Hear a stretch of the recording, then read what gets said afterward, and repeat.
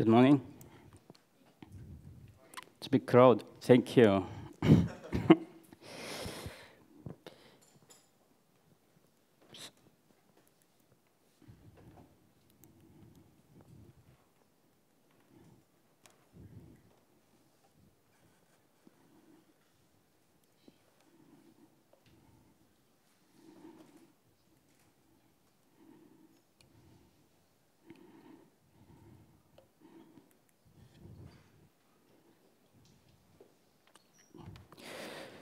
So who knows where a typical laptop comes from? Just a guess. China. Right, a good guess, but actually it comes from all over.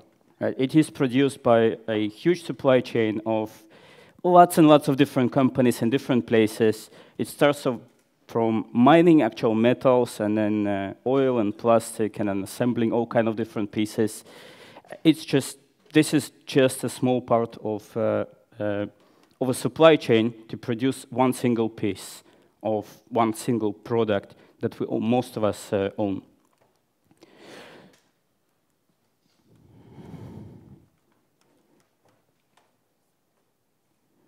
That's not going to work this way. Yeah.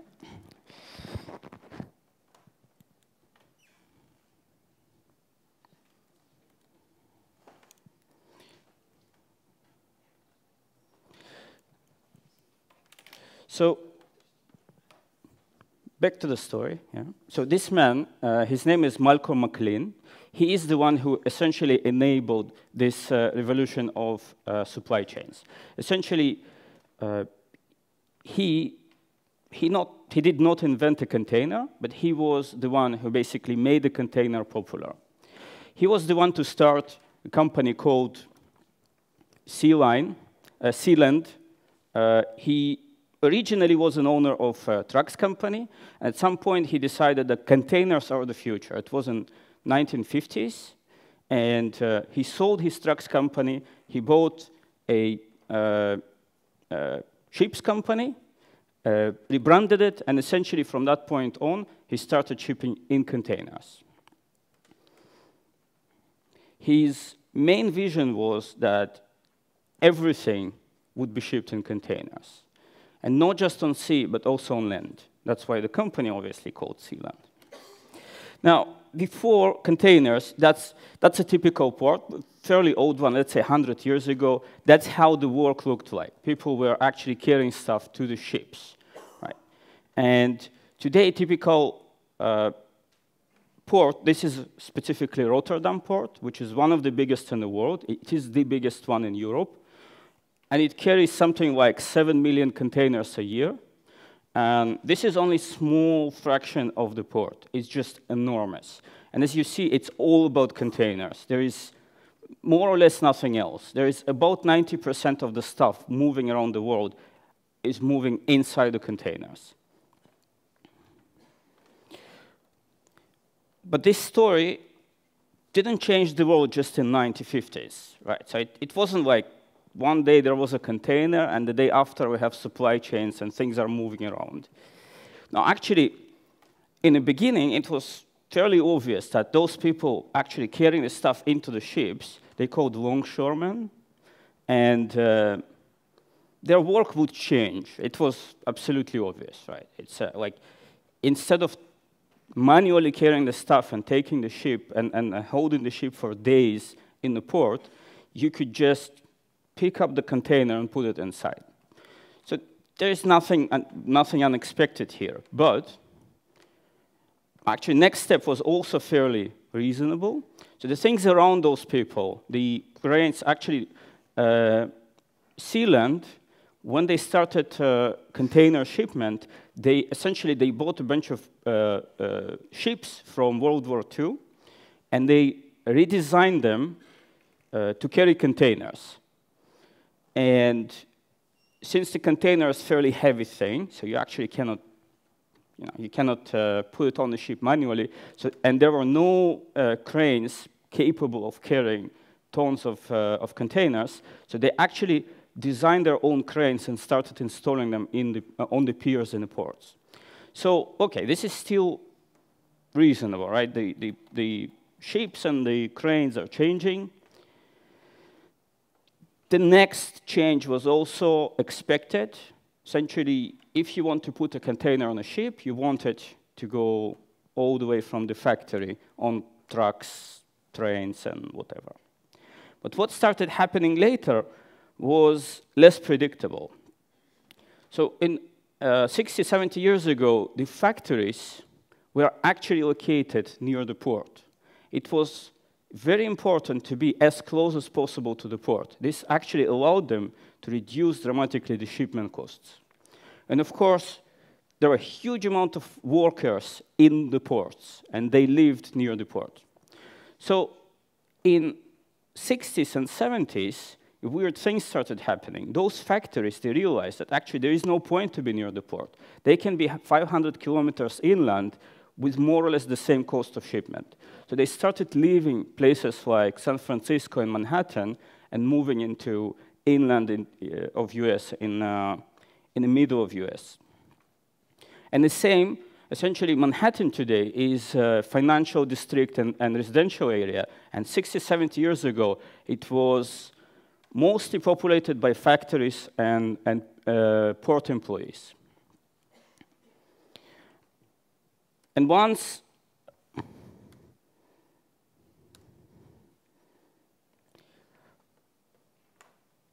the factories started moving around, they also started realizing, actually, you don't really have to ship the entire thing all over. You don't really need to assemble the whole product in one place.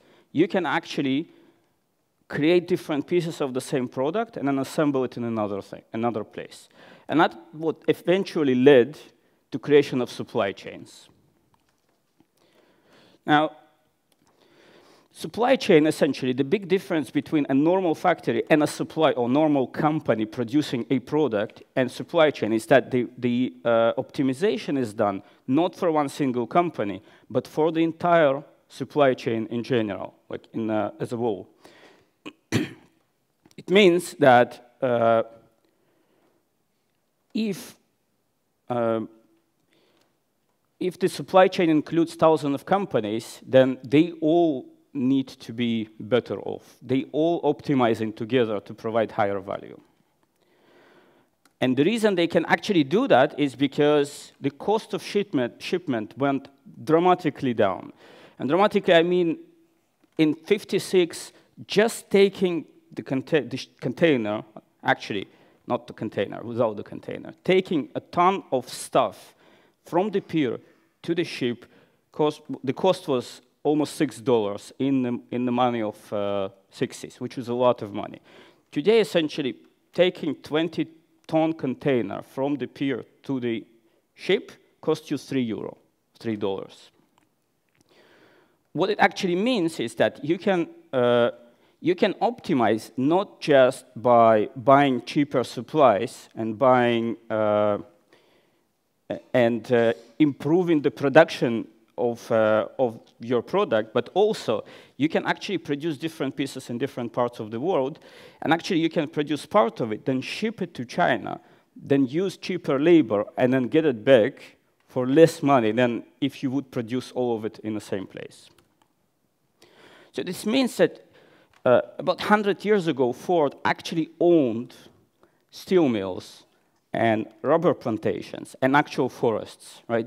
The automotive company actually owned forests to be sure that they will have enough to fit in the car. Of course, today Ford produces almost nothing. Almost everything is produced by subcontractors, and essentially Ford is a supply chain management company. So what they do, they orchestrate this whole thing. They don't produce almost anything. All these companies, according to Gartner, those are the 25 biggest supply chain companies, not product, supply chain companies.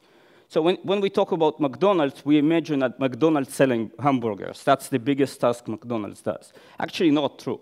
What McDonald's does is making sure that the right ingredients are in the right place, in the right time, for the right cost, so they can sell a hamburger. And of course, all the other product or companies that we perceive them as product companies, essentially their main responsibility right now is to manage thousands and thousands of suppliers to make sure that things will happen. So, okay, all this was about the real world, how the software containers fit in this world. So then, of course, about 3.5 years ago, Docker started containers change. Now, of course, same as Sealand, Docker did not invent containers, or wasn't even the first one to use them. So essentially, what they did was the same as Malcolm McLean. They popularized containers. And it was just the right timing. And in the beginning, of course, the change was relevant for operational people, operations engineers and developers, who just had to put their stuff inside an operating system, a machine. It just got simpler and faster. Now then, we saw a lot of different tools just appearing on the market to create the environment that will support containers. Essentially, networking, storage, security. You will see all kind of names that solving all the problems around the container, similar to cranes and piers. And then later on, actually now, and last year, we see more and more orchestration tools and more higher picture technologies. Those are comparable to those surrounding technologies, like containers on trains, on trucks, and whatever else. Essentially, right now, we more or less can, if we see a monolithic application that is installed all the way on a single machine, so more or less today we can do the same with microservices on a cloud that consists of multiple machines.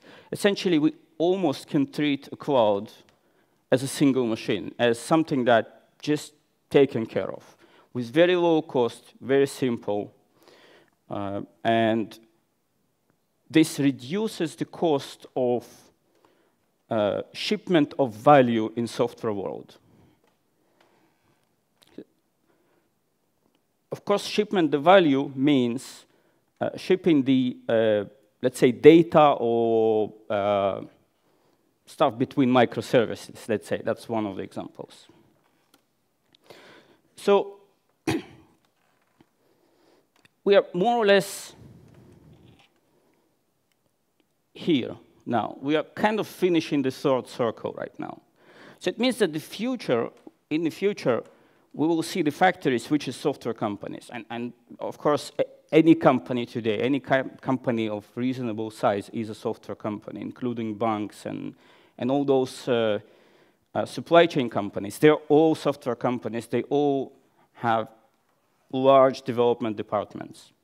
So what will happen, that those factories they won't need to be in the same place. They won't need to be in Silicon Valley anymore.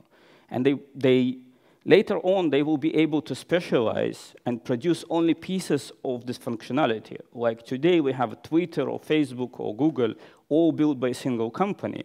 There will be no need for that anymore. So what those companies will become, essentially, supply chain management companies, collecting value from smaller companies around the world and combining them together to a bigger product, something like a car.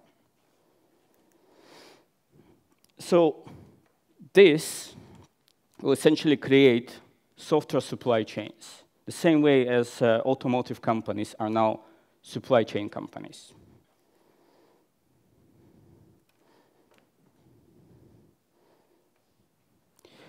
So now, moving a bit into technical side of the things, this is a diagram published by Sequoia, which is one of the biggest investment companies in the software world. And essentially, their point is that over time, the pieces of software become smaller and smaller, but the complexity grows. And we are going 50, 60 years back from mainframes to client servers to the web, and now into cloud-native environment. And essentially, they say, every time there is a new technology that allows a new level of abstraction, then the infrastructure will divide like cell. And we like to see it like this. which is basically, this is monoliths, and then there are more and more moving pieces, but the complexity grows and grows. Essentially, you can see software as kind of an organism that becomes more and more complex, kind of nature-style process. So for me, all this change about supply chain started from reading this book called The Box. And this is a book which is basically tells the history of the container. It tells the history of Malcolm McLean and others who changed the world, essentially. And the funny thing with this book is that when you read it, in the beginning, it feels like we are talking about a software container. We are kind of talking about Docker or something like that, and the companies around it. And then you get to the middle of the book, and it just becomes science fiction. And of course, the other book is about supply chain management, and it basically tells you more or less how the world of software will look like in 5 or 10 years. So, but said all this,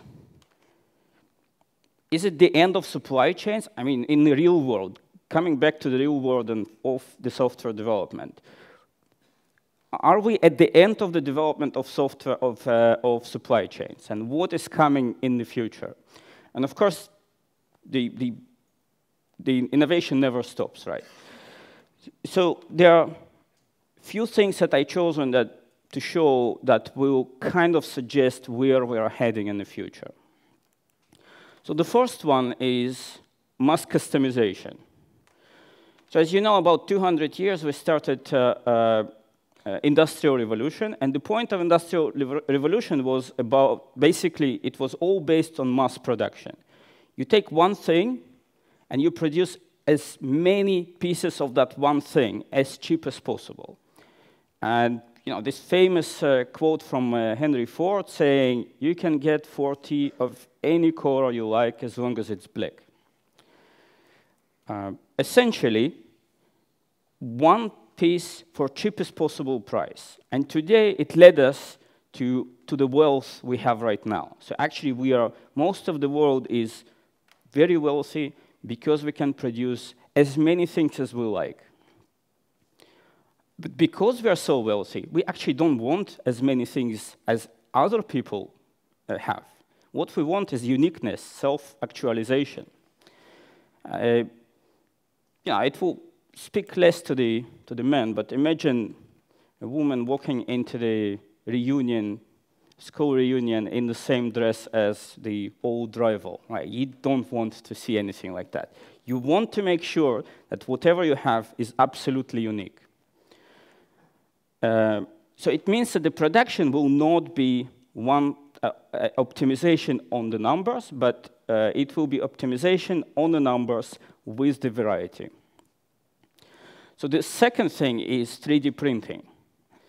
And this is very well connects to the first point. Essentially, you don't really need, in the future, when the 3D printers are actually working, you won't need to produce the thing remotely. You can actually just download the blueprint of your product and just produce it in your house or in your neighborhood. And of course, this specific printer is a Chinese printer of full size, and it is printing a house, right? A concrete house. Yeah, so today we can print concrete, plastic, metals, and probably other things. Who knows this film? Good. It's called Ex Machina. And of course, it has nothing to do with supply chains. It's just a very, very good movie. And it is obviously about artificial intelligence. Right? And artificial intelligence will change the world in many ways. And it will be used for optimization, but also for all the products will include some elements of artificial intelligence.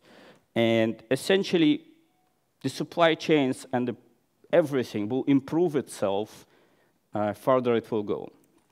So yeah, artificial intelligence, it's still quite difficult to say how it will change the world, but it definitely will. So to finish, I'll leave you with a question and possible answer. Will the software companies of the future will be those big companies like Google or Twitter or Microsoft producing products on their own? I believe they won't. I think they will look more like confederations of companies all together producing the products and optimizing on better value for the client for the entire supply chain. It means that eventually when you get it, or when you tweet, or you receive a tweet, or you publish an ad on a Twitter platform, it will involve hundreds or thousands of companies doing things behind the scenes. And Twitter just orchestrating the process. Thank you. Thank you so much. We have a few minutes for questions. Do you have any questions to Pini regarding the... Okay. Hi, I'm Pavel. Maybe not a question, but for example, Facebook today is part of it is Instagram, right? Yep. The content on the Facebook is basically not Facebook content.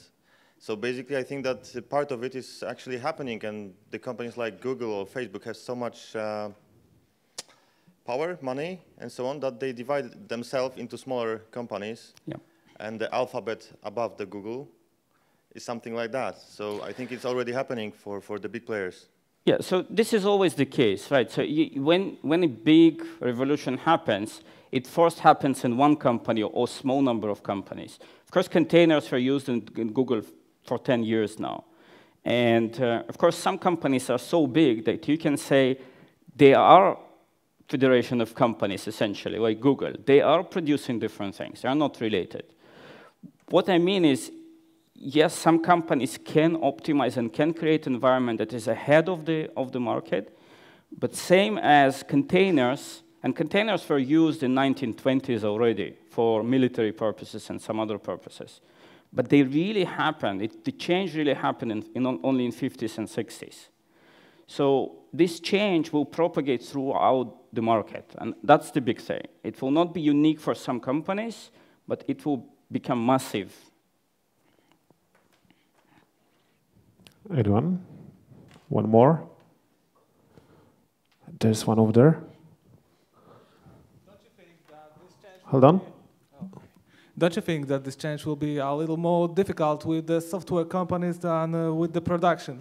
With the production, you've got clear specifications, measurements, quality, easily measurable, and it is more strict and specific process to produce a part of a car than to produce a piece of a software, which is, I think, more like, I don't know, building development.